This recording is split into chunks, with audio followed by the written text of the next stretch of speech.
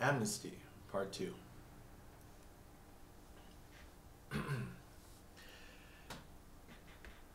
This is how they love in Jalisco, she said with a grin, letting herself fall back. Her dark hair spread over the pillow, framing her face under a cross carved into the headboard of the small bed. Moses leaned over. He managed, "Naomi said," and "breakfast soon," between kisses. He pulled himself away, still looking down at her. She kept her eyes closed.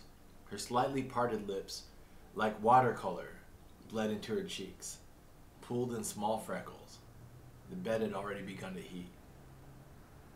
"You don't want to burn this little cement box down one last time?" she pouted, opening her eyes. She pushed him off her. They both sat up. The room was a small, sparse rectangle with a naked concrete floor, the bed against the long wall. At the foot was a desk covered with a blanketed mound. A poster across from them proclaimed, "Pedro Infante is Tizoc," with the edges singed brown and black. The lower portion, which had once listed a cast of characters, was completely burned through, exposing the gray concrete wall. Moses looked over at Delia. "How about fixing this place up?" He placed his hand on her stomach. "Maybe build additional boxes, as needed. There's plenty of roof." Delia placed her hand on top of his. "I see a colonia of cement boxes. Mango yellow, mango green, mango orange, mango purple. You working in your father's church?" "Whoa." Moses pulled his hand back, below the belt. She leaned her head on his shoulder. "Where do you want your mango house?" Moses asked her. "Tell me, and I'll go plant the seed." "California." He turned to face her. "Mangoes don't grow in California, amor." "Then you don't love me." She draped her arms around his shoulders. "I guess we'll have to get by without love." Moses kissed her. "Is this what happens when you skip the honeymoon?" Naomi stood in the doorway, still wearing her apron. Strands of hair clung to sweat on her forehead. "I thought you were working on the food," Moses said, turning. Delia leaned into his back. Cheeks flushed. Naomi wiped her hands. "You know Mom couldn't take a break if she tried. Says we need more food since you guys came, making her special chilaquiles." Naomi looked around the room. "Pretty much as you left it." Moses pointed to the pile on the desk. "Using this place for storage now?" He got up and removed the sheet, uncovering cases for an accordion and a guitar. "Wow. So this is his new hiding place then." He picked up the guitar case and placed it on his old bed. He ran his palms over the granular top and then lowered his hands to the smooth latches on the side. "Mo, you know he'll get mad if he sees it out." Naomi still stood in the doorway, now striking a motherly pose with one hand on her hip.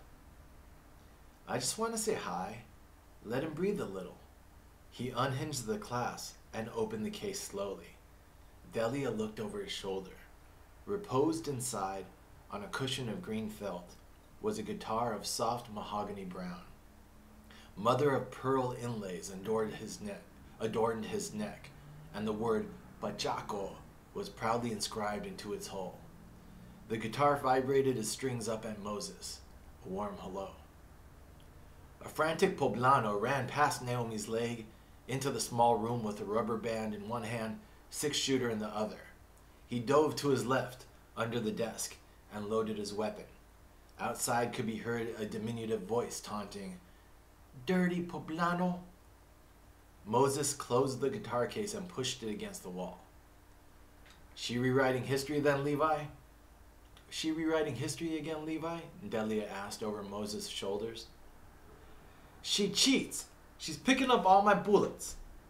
Delia and Moses looked towards the door. Naomi didn't move. They all waited for the Mexican showdown to commence. The menacing scrape of 5-year-old feet on concrete drew closer. Levi aimed his gun past Naomi's leg, covering the entrance to the room, his one hope stretched precariously between the tip of the gun and the spool at the other end. Maria walked into the room gun first. She held it outstretched with both hands like a divining rod, wavering it back and forth along her path. Her gait was slow and bow-legged, a cowboy in a heavily starched Sunday dress. She stopped just beyond Naomi, looking over to Moses and Delia on the bed, and smiled. A poblano missile sailed past her nose. Maria bent over, picked it up with a purposeful motion, and placed it on her wrist to join 5 others. She then turned to the unarmed boy under the desk, about to be subject to French colonization, both fingers over her trigger. "See, she's just taking my rubber bands," Levi pleaded his case to the room. A rubber band thwacked off his chest. "It looks like she's willing to give him back," Naomi laughed.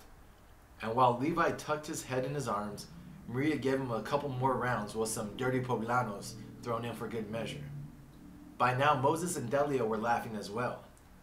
Levi grabbed his returned ammo and with a "Long live Mexico!" was past Maria out the door, straight into a large figure standing outside. "Oh, sorry," Levi stammered, tucking his hands behind his back. "Levi, what are you doing running on the roof for? What is this you have behind your back?" Levi handed over the gun and the rubber bands without a word, his head down. "Don't tell me you've been shooting these at people." "Levi," he sighed. "Go downstairs and wash for breakfast.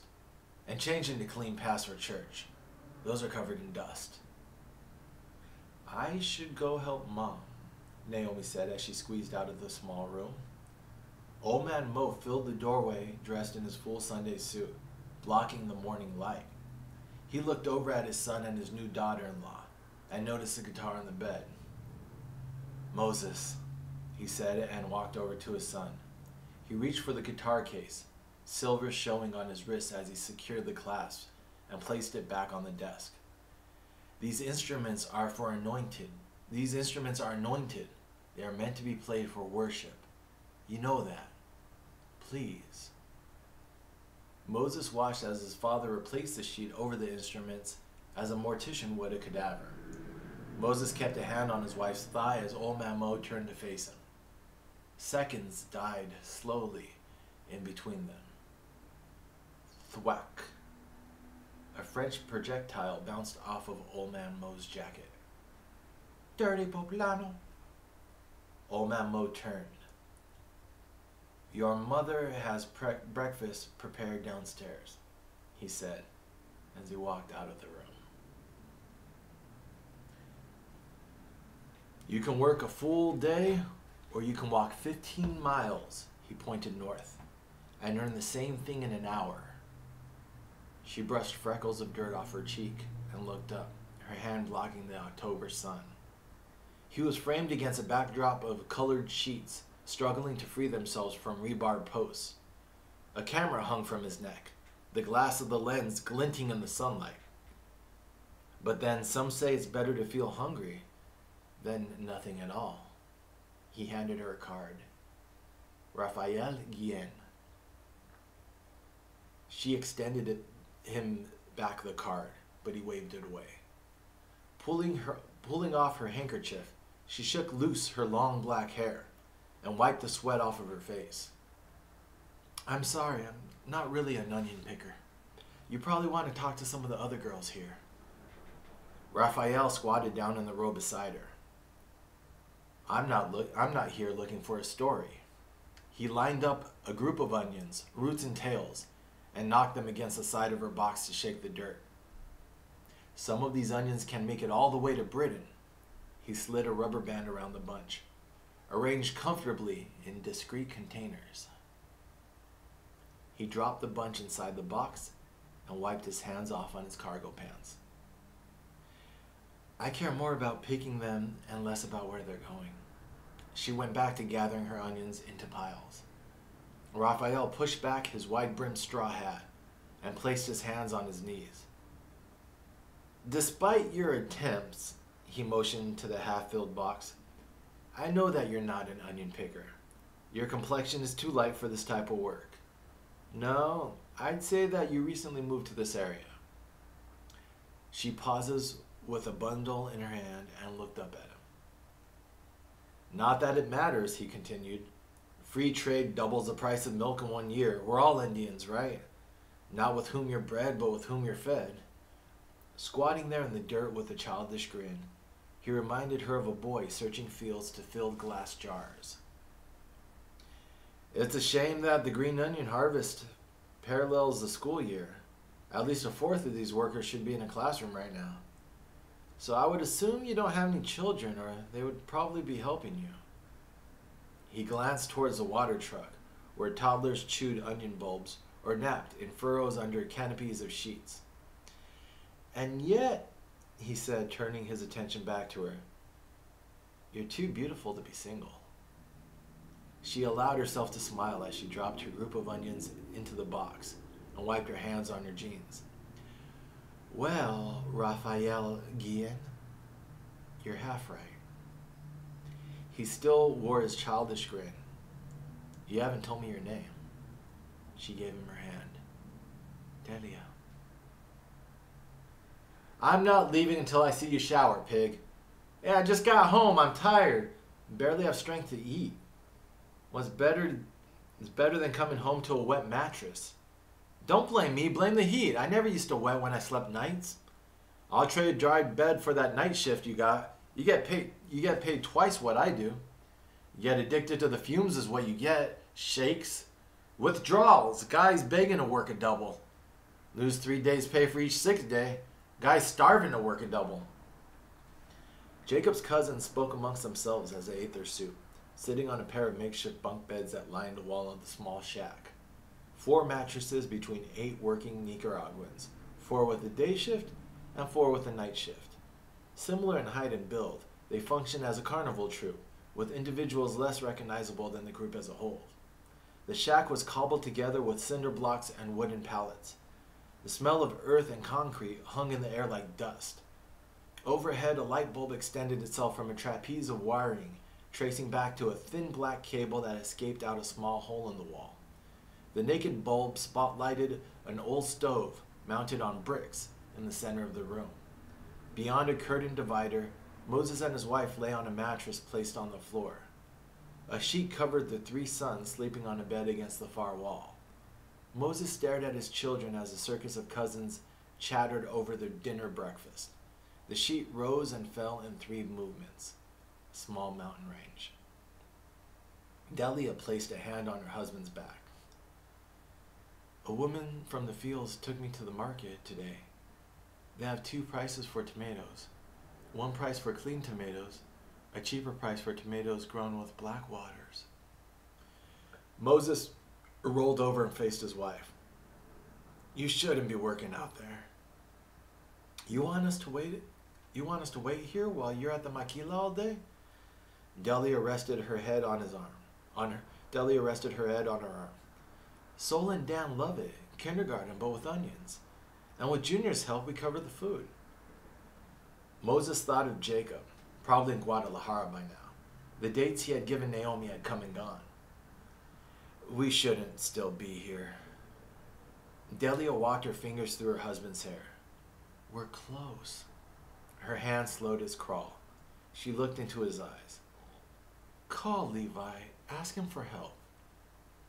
You know I can't do that. Delia withdrew her hand and rolled on her back, pulling the sheet under her chin. She stared at English words printed on the exposed cardboard that composed the ceiling. How much more time, Moses? How long do you think you have? She has. We can survive this together, the boys, you and I. But why make it harder? She turned to look at him again. I love you, Moses, and I can make sacrifices. But if it's not necessary... Moses searched for the love in the soft white, the rich brown striated with black, captured somewhere in her eyes as sure as his reflection. What is necessary? He rolled onto his side. Delia caressed his shoulder, kissed the back of his neck. They fire us for striking Monday. I'm walking the desert. They got meat plants in Texas that will give you papers to work. Yeah, the kind of papers where you're hiding with the stock come inspection. Freezers for chicken, beef, and beaners. Moses traced the small mountain range with his eyes, gently rising and falling in 3 movements. She stays up there most of the day. I don't know what to say to her. I think she feels guilty for staying behind. He paused briefly. Is he coming back? He's been gone a couple weeks now. For all we know, he could be on his way to Mexico as we speak. Have you checked with the police? By himself, with the little English he knows. Whether here with us, on the streets, in Mexico. Right now he's on his own, Levi. That's his nature. Levi stood at the base of the stairs, looking at his reflection hanging in the wall. He listened to the patter of the rain. Moses, I'm sorry. I should have helped you across. He told me not to, but I should have regardless. Levi ran a hand through his hair. They were only supposed to be visiting for the church. Through the window, Moses could see his wife and Naomi on the couch in the living room. The kids lay on the floor among colored pieces of paper scattered like autumn leaves. Sol and Dan gathered scraps, while Junior and Ruth worked scissors on fresh sheets. Moses shifted the phone to his other hand. How's Sarah? Levi glanced up the stairs. She's sleeping. He walked into the kitchen. When we first heard, she was the one crying instead of me. I guess that happens when it's someone else's family. I still feel like they're coming back. Keep expecting it to set in.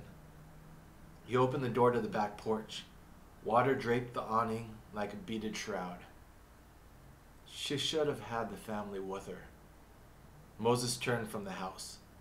She was with Naomi. After so much time apart, that was good. God works in mysterious ways. Moses let his hand and the phone fall to his side. He turned his head to the sky and looked for the moon. It strained behind a thin veil of clouds, threatening to disappear like a lantern tossed into the ocean. He looked down at the grass washed in silver. He lifted the phone back to his ear. If you change your mind, or if he comes back, or if you want to bring him home, I'm not Dad. Everything isn't divine punishment, but sometimes you have to humble yourself. My little big brother. You have a chance to bring them home, bring the family together. Levi watched water collect on the steps of the spiral staircase bordering the house. His eyes followed its serpentine path up to the roof. Moses knelt down and picked at blades of grass. Working at the church was always temporary. After I lost my business, I made a decision for Delia, for the kids. It took us a while, but we're finally across the border. He rolled the grass between his fingers. When I found out, I wanted to be here for Mom, but I knew I couldn't save her. Same way I can't save old man Mo. He let the blades of grass fall from his hand. To be honest, now that Mom's buried here, I don't see him going back to Mexico. Levi extended his hand through the curtain of water. How'd you guys get across? Moses stood up. The power of faith. He started back towards the house. Maria will be fine. That cement box isn't a bad place to clear your head. She's smarter than the rest of us combined. She knows that it's not her fault. Just be there for her. Let her know that we love her. Levi smiled and pushed back his hair with his wet hand. So tell me, how are the boys holding up? And is Ruth really as beautiful as the pictures? Looking into the house again, Moses could see that Dan and Sol had been transformed into Indian chiefs, with paper feathers and auburn shades banded around their foreheads. Ruth had her hands around Junior's wrist and was tracing his outstretched palm with a crayon. It's amazing how much Ruth looks like Naomi at 10. The kids act like they've known each other all their lives. Moses walked around to the kitchen door. So you'll check on Jacob for me? Don't worry, I'll give him your message. Hey, say hi to everyone for me. Who knows, maybe the church Dad was working with will extend me the same courtesy, and I'll come visit you guys. Levi was wiping his hands on a kitchen towel. And Moses? Levi stopped, feeling his wedding ring through the cloth of the towel. Moses, I'll be praying for you, for Delia, for the boys, our family. Thank you, Levi. The warm smell of fresh coffee enveloped Moses as he closed the door gently behind him. Now go make me a nephew. That's your problem, worrying about everybody else while your wife sleeps in a cold bed. Levi shook his head. Good night, Moses. Good night, little brother. I love you. Moses hung up the phone. He reached for the pot and poured it into 3 mugs sitting on a tray. Next to the mugs, he placed a small carton of milk and a cup filled with sugar. He stood for a moment in the kitchen with the tray in his hands. Steam escaped the coffee in small, directionless wisps. Please, God, help my father, he said quietly, and walked into the living room. Levi stood with his head tilted back and his arms extended, water falling onto his palms and running in streams down his cheeks. Above him, the rain sizzled on the flat roof like hot oil. A charred poster exclaimed, Pedro Infante is Tizoc, through a hazy web mixed with sandalwood. Maria lay on her back, her head under a cross carved into the headboard. She wore a tank top and boys' boxer shorts. She tried to enforce meaning on the patterns of smoke fleeing the incense. She followed individual strands as they rose and spread themselves until they were meaningless. She lifted the pipe with her left hand and lit it with her right. Ask the engineers selling tacos or the doctors driving taxis. Moses scooped sugar into his mug and stirred. He pulled the spoon from his mouth and pointed it across the kitchen table. They'll tell you how valuable a degree is in Mexico. Wait until we get our business set up. I'll make a place for you. Naomi held her head low, still wearing an apron. She cradled both hands around her small white teacup. You really think that you and Jacob can make money on your own? Moses spread his arms wide. We found a great place near downtown, a shop with a living space above. Arms like these, how can we go hungry? Coffee crested the edge of his mud. He grabbed a napkin, smiling, and wiped his hand. You can come stay with us if that's what you're thinking. Naomi sat holding the cup, as if heating it with her eyes, her hands drawing the warmth. The thin white string of the tea bag crawled over her ring finger. I haven't been in Puebla long enough to forget what it's like living with old man Mo. Couldn't even show up to my wedding. Moses crumpled the damn napkin in his fist. You know how he feels about the Catholic Church. She kept her head down as she spoke. The napkin glanced off the top of her head. Who's Catholic? He knows we only had a Catholic wedding for Delia's parents. Old man couldn't swallow a scripture just one time for his son. Moses leaned into the table. What's going on, Naomi? It's not like you to defend the old man. He was pointing the spoon again. It's not like you to be here on a Sunday morning either. You didn't go out dancing last night? You and Marco have problems? You know his name. Moses shot her a grin. Right, Miguel or whatever. He treating you bad? I never trusted that guy. Always talking about the United States. Moses shifted one arm over the back of his chair. You can't make it in the country you're born in, you're not going to make it anywhere else. The United States, from a walk-on part in a war to a lead role in a cage. He took a drink of his coffee. Naomi looked up at her brother. That's from a song. Moses motioned his cup at her. Well, I like their music when I can understand it. I'm not jumping the border anytime soon. Now Naomi was smiling at him. What, don't think that Delia is going to change me. She'll forget about California when the business gets going. Mexico's a different country with some money in your pocket. If you left now, you can make it in time for the Olympics in Los Angeles. Naomi turned back to her tea. The swollen bag sat heavy at the bottom. When I see them on TV, I think of that verse that we would sing in church. They that wait upon the Lord shall renew their strength. They shall mount up with wings as eagles. She stuck a finger in her tea and motioned the bag into a small eddy. They shall run and not be weary. They shall walk and not faint. Maybe instead of testing for steroids, they should check for Bibles. Moses stared at her. What's up, Naomi? You seem different. There's something you're not telling me. Cooking breakfast for the family, thinking about your future. He finished his coffee. Quoting the Bible. It's like something's matured you. You really didn't have to, Teresa? Delia was saying over her shoulder as she walked into the kitchen. She handed Moses a bag full of knitting. Your mother went over the top. She's so adorable. Here, put these in the car. There's more upstairs. Clothes for an army of grandchildren. Naomi kept her eyes on her tea bag in her fingers, shaking it gently over her cup. Moses stood up and walked out of the kitchen with a bag full of clothes, his wife disappearing back up the stairs. His grandfather sat motionlessly on the couch in the living room, asleep. In the shadows, his face looked ashen compared to the soft light of the morning, as if he was sucking in on himself, deflated. He awoke as Moses returned from the car. New bride leave you enough strength in your legs for the canyon? He asked as Moses passed the couch. Moses stopped and looked over at him. I don't know if I have the strength to carry you on my shoulders on the way back up. His grandfather pointed at him.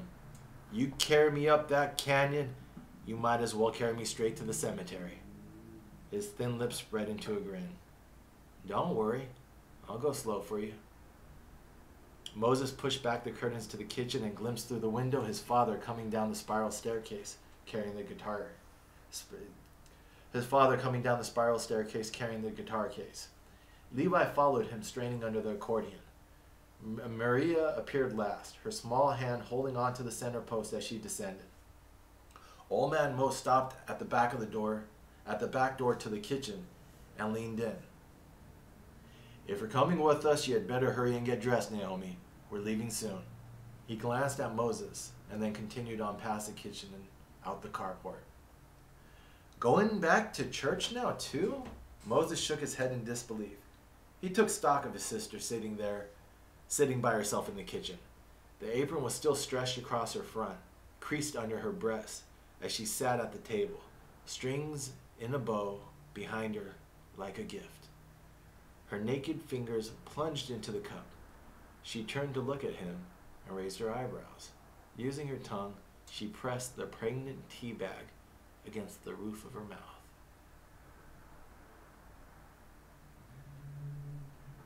The land belongs to those who work it. They care more about the health of corporations than the health of the Mexicans who work the fields.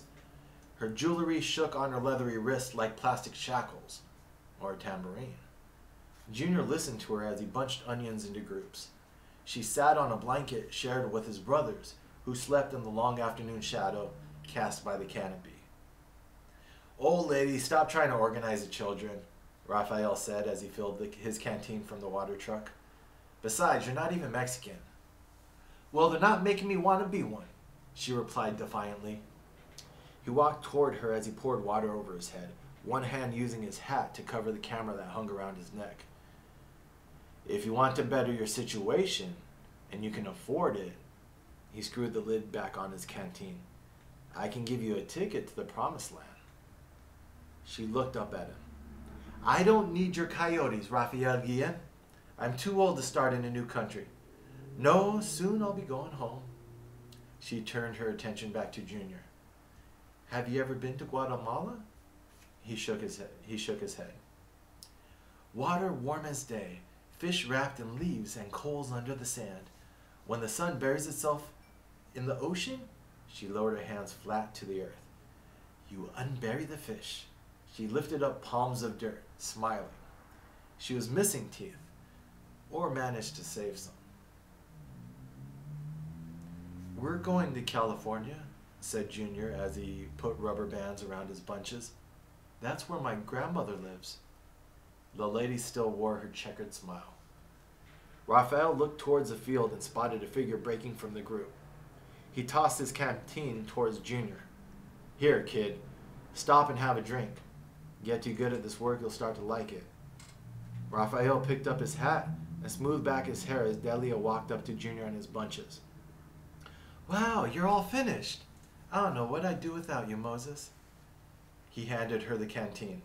Why, thank you. What a gentleman. Delia looked over at Raphael as she raised it to her lips. Thought I'd come over and check on the family, Raphael began as he walked over to her. I feel kind of responsible since I found out about your situation. Delia dropped the canteen at his feet. If you felt anything at all, you would help us. She leaned down and placed a hand on Junior's shoulder. Go wake up your brother, sweetie. It's time to go.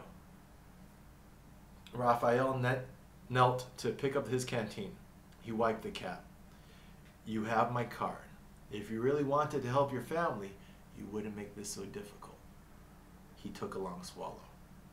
Delia kicked soil at him, increasing the pungency in the air. Do you know how he got in that wheelchair? Raphael was brushing dirt off the mouth of the canteen again. He tried to jump a northbound train when he was younger. Poor village kid reaches for his chance out of poverty and loses his legs. He capped the canteen. El Junkiado stopped giving people chances a long time ago. He wants a new coyote, not cash. You really think he'll help you, even if your husband comes up with the money? Delia looked over at her sons. Junior knelt between Sol and Dan, one hand rubbing each of them gently, as if he were giving them a massage instead of trying to wake him. Raphael followed her gaze. There are kids in the maquiladoras, and there are kids in the maquilas not much older than Junior. He touched the leg of her jeans. Delia knelt down, took the canteen from his hands, and opened it. The covering was striped felt, soft to her fingers, but did not yield as she applied pressure to the sides. Junior walked up with his two brothers, stumbling behind. He reached for a drink. He felt the tiny bits of dirt with his tongue and ground them audibly in his teeth. All in a day's work, faster, big order. They must not have Sundays in Korea. I'm surprised they still have women in Korea, the way they hit some of the line. Do you know they can't start working until they have their first period? Well, I'm surprised our factory still has welders, water up to my ankles. You try working with our machines. Guys before my shift lost his finger today. They're going to have shut them all down tomorrow. Then things will change. You hear about the blacklist? Think they really won't let the strikers back? Moses was drunk long before his wife came home.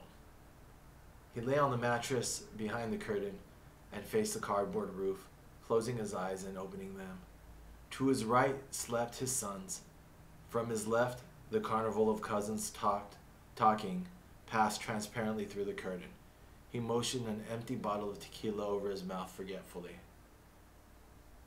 I'm sorry it was just tomato soup and rice again, Delia was saying to the cousins. If we could afford meat, this would have been stew. You already spoil us, Delia, a faceless cousin replied, glancing across the room. A hand pulled back the curtain. Moses, you should have some soup. Only liquids, he replied, waving the bottle at her. She sat beside him on the mattress. He had not gotten up since she came home with the boys. I'm sorry, she said, placing his head in her lap. Her eyes were a glassy red. His eyes were a glassy red, but she could not tell if it was from crying or the alcohol, or both. Delia sat silently for a while, stroking his hair away from his forehead. I'm sorry. Moses lifted the bottle to his mouth. I need a drink, Delia, he said, staring past her. She took the bottle from his hands. I need a drink, he continued. An anonymous cousin shut off the solitary light bulb. This is what she did, Delia. She closed her eyes. She closed her eyes on California. She closed her eyes on him. It was his life, not hers. It didn't need her eyes. She could afford to rest her eyes. Delia looked down at her husband, his face gaining detail as she adjusted to the dark. She wiped his cheeks. She bent over and laid a soft kiss on his forehead. We're so close, she whispered. It's over, Delia. It's done. His eyes reflected faint light filtering in through the window. I'm sorry, he said, exhaling a deep breath, his chest falling under the weight. I can't cross. I can't go. You just need to sleep. Delia knew that he wasn't looking up at her. Moses saw a small shop in Guadalajara, gasoline fumes and explosions, the sparkling waters of Lake Chapala, a sleeping woman and a smoking warrior, clouds that changed currency, motorcycles galloping underwater, a cement box on fire. His eyes asked for an audience with God. "Tomorrow you'll go back to the factory," she said, more to herself than to him. "We're so close. Tomorrow you'll work, and soon we'll go across the border. I need a drink." Delia placed his head on the pillow and pulled the sheet over him. His eyes were closed. She moved her palm slowly from his forehead down to his cheek, down to his chin. She rested her fingers on his lips and waited, feeling both the moist heat of his breath and the cold suction of his taking, each amplifying the other. "I love you." Delia stood up slowly and walked past the curtain, past the four indistinguishable Nicaraguans sleeping in bunk beds, into the night. Moses rolled onto his side. He stared at the dim shape of his small mountain range. "Junior," the boy stirred in his sleep. "Junior." Moses Jr. heard someone calling his name. It sounded like a dream or a memory. He opened his eyes. His father was calling to him with a hand outstretched. "Junior, son, come here, boy." Junior rolled out of bed slowly, careful not to wake his brothers. He noticed that his mother was not hidden behind the mass of his father's shoulders. He knelt in front of the mattress. "My boy, my heroic child, I need you to do something for me." "Can you do something for me, Junior?" In the darkness, lying on his side, his father looked exhausted and smelled the medicine. Junior felt like that his recognition of his father was not reciprocated, that his father had imagined himself a different son, perhaps larger. Junior nodded his head and reached for the bills crumpled like trash, or rose petals. "Use the road. You know how to get there. Follow the road." His father rolled his shoulders back to the mattress and spoke to the ceiling as Junior put on his pants. "If you ever jump off a castle, be sure to wrap yourself in a woman, not a flag, my heroic child." Junior planted the money deep inside a pocket and led the bicycle out the door of the small shack, cinder blocks and wooden pallets. "Rest our eyes. We all need to rest our eyes."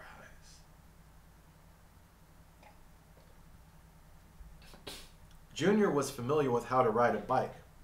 Junior was familiar with how to ride, but the bicycle was not familiar with him. It jumped and kicked. It turned its own way. It was large and powerful, and too much aware that it was both large and powerful. Junior fought through the dirt to follow the thick black cord that snaked out of the encampment. On the road, he gained speed and was rewarded with the wind against his bare chest. The bicycle protested, but Junior dug his fingers into the mane of its grips, kicked the pedals downward with his bare heels. He opened his mouth wide and let the warm desert night inflate his chest.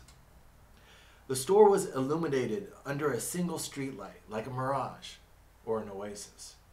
Junior chained the still stubborn bicycle and walked inside. "They think they can do anything they want with us because we're Mexicans. Well, it's our country, even if we're poor, not theirs." Junior stood behind a man with a large hat and a small circle imprinting his back pocket. The attendant leaned to one side to look at Junior. The man with the large hat stepped back. Junior pointed at the shelf behind the attendant and then dug into his pocket for the dried petals.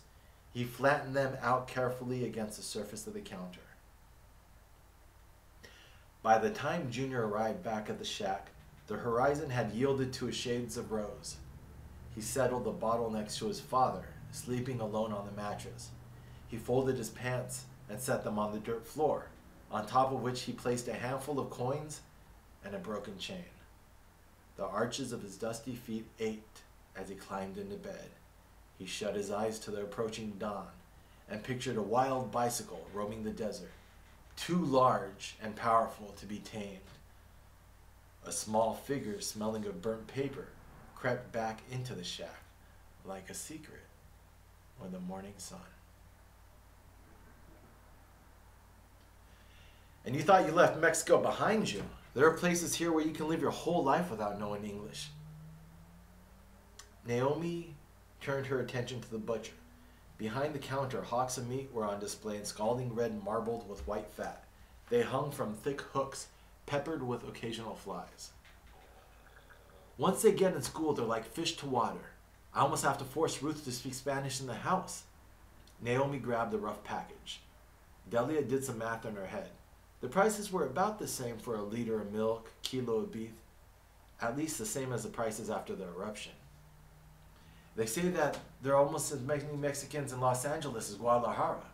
I'd say more. Naomi placed a carton of eggs into the cart. The grocery store looked familiar. The advertisements were even in Spanish. Only the prices and labels were different. As they walked down an aisle, Delia picked out a couple of gancitos for the boys. So you're going to work at Lupita's? Mike would take me dancing near there. El Palacio. Naomi was loading up on vegetables now.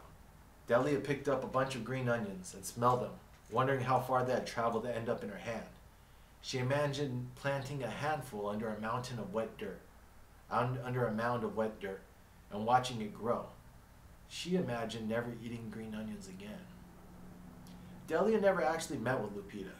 When Delia arrived at the house, she was handed a thick rubber apron and pair of gloves by a young girl who led her to the basement. Sinks lined 3 walls, where women worked quietly in habits of black rubber. Against a 4th wall, an altar of linen reached for the ceiling. There was a cleansing smell to the room. No one seemed to notice when Delia placed her hands into the water, gloves beside her on the counter. It was peaceful work, she thought on the bus ride back to the house. The gentle sound of rippling water, the heat radiating up from the sink, working to make delicate pieces of cloth.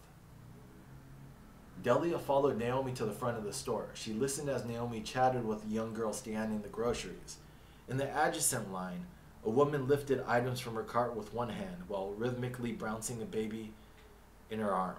Delia wondered if the child had been born in the United States, if the family was illegal. The mother rocked the bundle in her arm, hushing gently at Delia. They walked back to the walk back to the house was short. When they arrived, Delia noticed a familiar-looking old truck in the driveway, sagging low under a mountain of flattened cardboard that rose above the roof of the cab. "Is that Mike's truck?" she asked Naomi as they entered the kitchen. "Delia, guess which crazy Nicaraguan tracked us down?" Moses was sitting on a plastic crate facing the couch. Delia and Naomi placed the groceries on the kitchen counter and entered the living room. "Naomi, 10 years and still gorgeous." He stood up from the couch.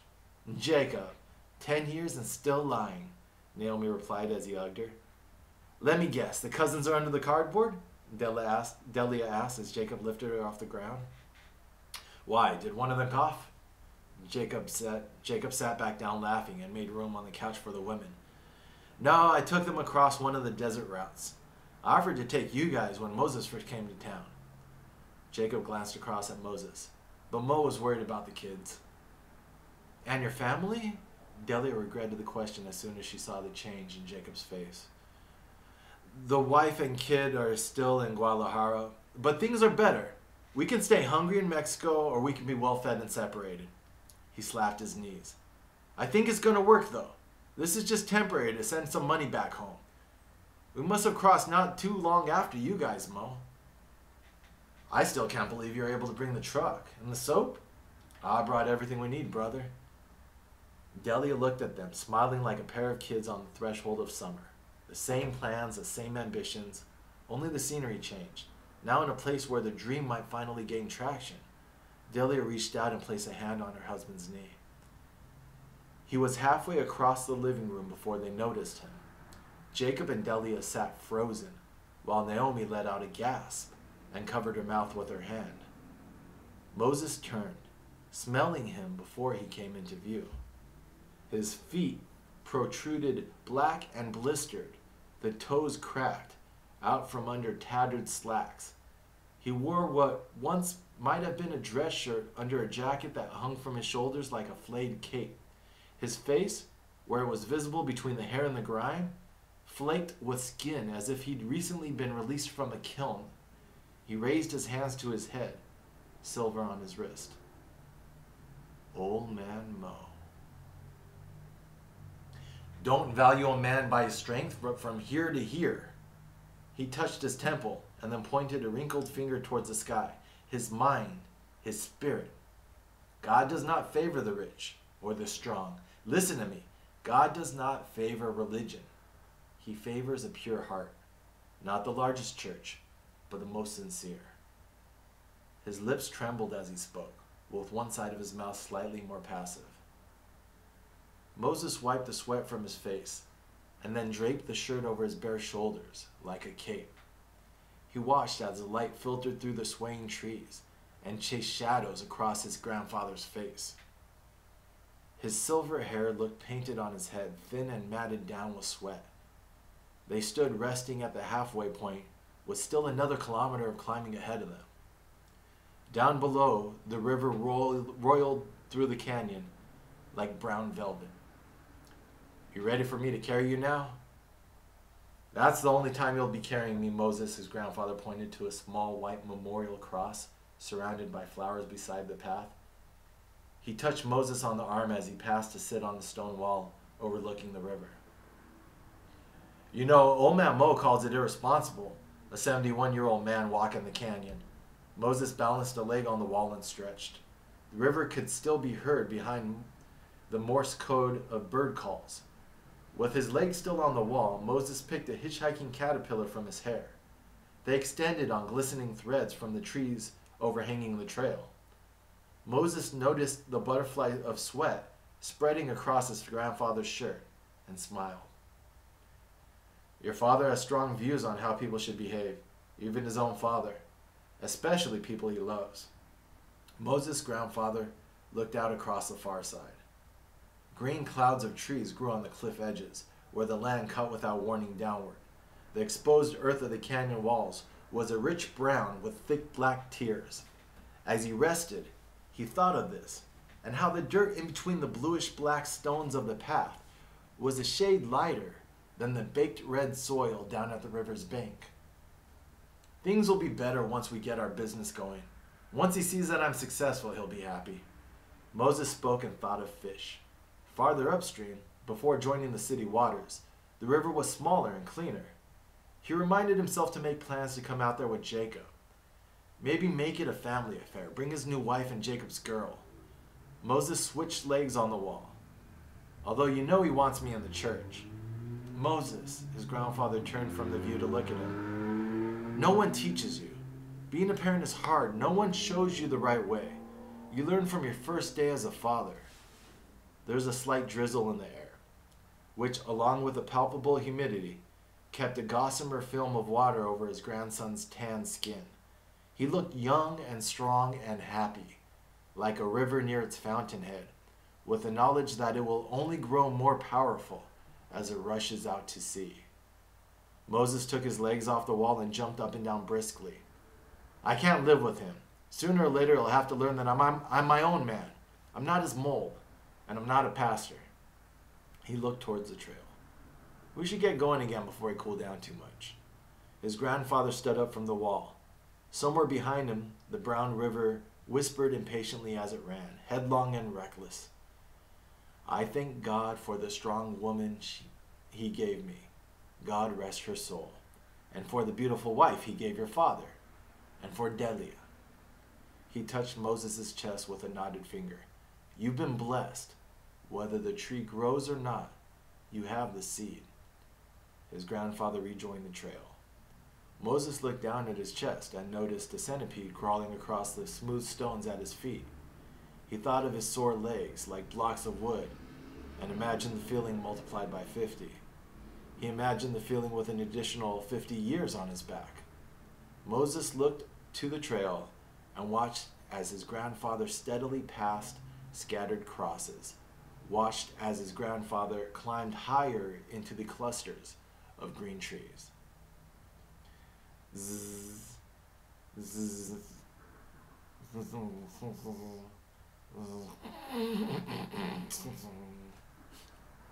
Moses woke up to the sound of snoring Nicaraguans, smells of burnt paper, and a pain in his shoulder. He rolled to his side and pulled an unopened bottle of tequila out from under him. He looked from the bottle to his wife, asleep beside him on the mattress. She lay face down in her clothes, her lips parted and pressed against the sheets. Moses looked towards the wall and saw Junior alone and fast asleep in the bed. The faint sound of giggling drifted through an open window. He touched his head and noticed the absence of his bicycle. Moses stumbled out of the door of the small shack, still in his shorts. The desert horizon wavered with uncertainty under the glare of the midday sun. Moses wondered if the strikers had succeeded in shutting down the maquiladoras. He wondered if the factory would reprimand him for showing up late on a day like this. If maybe he could pick up a double shift. He stuck his head back inside the shack and noted for the second time the absence of his bicycle. With a sigh, Moses sat on the sun and leaned back against the shack, the unopened bottle still in his hand. In his mind, he tried to calculate how long it would take him to walk to the factory. Sol, Dan! They came hopping around the corner from the back of the shack, grinning and kicking up dust with their bare feet. You boys getting into trouble? Dan gave his younger brother a sharp look. Sol twitched his nose. We were only in the back, Dan replied, pointing to verify his statement. They both waited for objections. Their father stared past them into the heat of the afternoon. The boys considered themselves free and scurried into the house. Seconds later, they jumped back out, tomatoes in hand, and ran past their father. From his sitting position, Moses watched them disappear around the shack. The afternoon temperature rose like a child angling a magnifying glass. As memories of the day before floated through his mind, Moses was washed in emotions, guilt, embarrassment, grief, but most of all a weary sense of completion, like a piece of driftwood, bleached and battered and tossed to the shore, like finally being allowed to lose a race. How long had it taken Jacob's family to make it to Guadalajara? Moses imagined what his brother would say to him. He tried to picture what expression Levi wore yesterday. Papi? Moses turned to look at the door of the shack. His son walked over to him with two gifts, a handful of coins and a broken chain.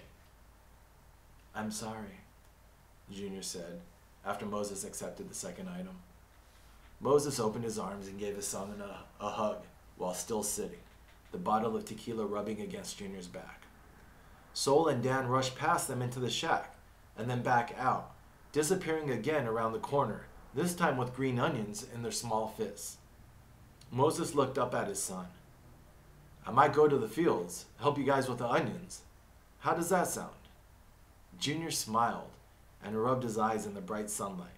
Moses patted him on the side of the leg, keeping his other hand on the bottle as if anchored to the desert floor. A hand reached down and squeezed his shoulder. You on strike? Delia looked down at Moses sitting in his underwear with one hand on his son and one hand on his tequila. She yawned and sat next to him, rested her hand on his shoulder. Moses lifted his hand from his son's leg and wrapped it around his wife. She closed her eyes and imagined that they were on a beach, that the rumble of the distant highway was the ocean, and that California stretched behind them like a Hollywood backdrop. Delia tried to feel the grains of sand with her hands. She nuzzled her cheek into her husband's shoulder and let the sun evaporate her doubts. I wish we had a guitar, she mumbled into his arm. Sol and Dan chased each other into the house and came back out with a jagged piece of cardboard. Junior glanced at them curiously through sleepy eyes. Moses extended the tequila bottle, blocking them from running past. All right, what's going on with you two? The boys looked down guiltily. Moses! A man limped towards the shack, carrying a package. Moses lowered the bottle and turned his attention from his sons to the advancing figure. The man was like an apparition coming from the stark heat of the desert, a familiar-looking apparition. Moses! I have something for you, Moses! The man approached the shack, holding a manila envelope. With his wife on his shoulder and his son at his side, Moses reached for the package. He read the papers inside. He dropped the bottle. Moses looked up at the man and, for lack of a better gesture, picked back up the unopened bottle of tequila and handed it to him. The injured worker smiled, thanked Moses, and then turned around and limped back out into the desert. Real paperwork. You, me, and the kids, with contact information on a van that will take us out of Texas once we're across, Moses said as he handed his wife the envelope. Moses stood up and walked into the shack. Junior saw his mother wiping her eyes and went to hug her. Sol and Dan had disappeared again. Moses crept past the sleeping Nicaraguans to the open window at the far wall. He peered over the sill. Underneath him, his two sons stood huddled over the broken cinder blocks. The cardboard was torn into bits and lay at their feet. Moses leaned farther out the window. Inside the cinder blocks, among chunks of tomato and green onions, poorly shredded by stubby hands, huddled 3 small gray rabbits. Sol watched as Dan carefully placed brown shreds of cardboard among the shaky tufts of fur, as if building an island to anchor a delicate storm. And she still isn't pregnant, in case you were wondering. Poor guy finds time to worry about everyone but his new wife. He was concerned, you know. We all were. I don't think he can handle Marie on his own, but it's only for a few more years, right? I told him that you were probably staying here. That's just my guess. You know what he told me? Levi told me prayer changes things. Just thought I'd let you know what you're up against. A congregation full of Mexicans asking God to bring you home. He twisted the faucet and reached for the hose. A clear silver stream slapped the dry dirt and mirrored the pre-dawn sky. The hose was still running when he set it down, allowing a puddle to form. He positioned his foot slowly and heaved his large frame onto the shovel. The hard ground broke and gained color under the weight of the water. Naomi offered the duplex, but there's barely enough room for her and Ruth. Did Mike ever come by when you were here? I can't believe that guy. I knew he was bad news, but I never thought he'd abandon her. But Ruth is gorgeous, looks so much like a little Naomi. She's been great for the boys. At least they have someone here to play with. With both hands on the shovel, he lifted it high and brought it down with a concentrated motion. He moved slightly to the right and lifted the shovel again. The plot became a mass of rolling clumps. He turned the faucet off and lowered himself to his knees. Wet earth filled the cool morning air. Removing his black beanie, he used it to wipe his face before laying it next to him. So Delia should be able to get the boys in school before the end of the year. She also found some work. I think that our time in the border town started to wear on her, on all of us. Did you hear that Sol and Dan found some baby rabbits abandoned behind the shack? They decided to adopt these rabbits, feed them, and I actually caught Dan doing this. He was building them a nest. I couldn't tell them that the little bunnies probably didn't have a chance. We left the next day, and I doubt Jacob's cousins would be so kind. You know, the Nicaraguans? I think I can count on one hand the number of times we ate meat while living there. His fingers wrapped firmly about the sun-bleached wood of the spade. Cracks ran down in its handle as from the pressure of his grip. He turned the wet dirt over slowly, the blade giving short, resentful scrapes as it entered. The work was done methodically, like a chef afraid of burning a delicate meal. You know, Jacob found us the same day he came back. Right now we're looking for equipment, and we're going to meet with dealerships later on this week, maybe pick up some contracts. I can take care of us, the family. Do you plan on going back to the church? I mean, the one you came here to visit? Not Levi's church in Mexico. I'm guessing you're staying, right?